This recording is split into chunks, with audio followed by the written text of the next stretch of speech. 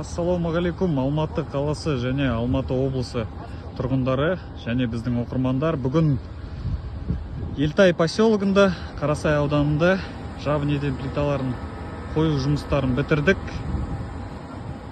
Бұл жерде 6,75 1 метрлік 1,20 1,50-лік енімен және 8,20 1 метрлік 1,20 1,50 үш размердің барлығы қойылды. Алдына 1,20 балкон шығару керек болған клиентімізге. Мен шығарып бердік балконын. Барлығы ровно, барлығы жақсы, барлығы айбат қойылды.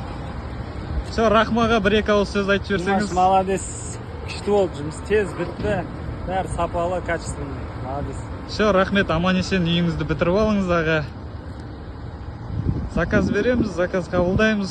Алматы облысы бойынша жеткізіп беру орнатуымен 16.500 теңгеден квадратный метрі.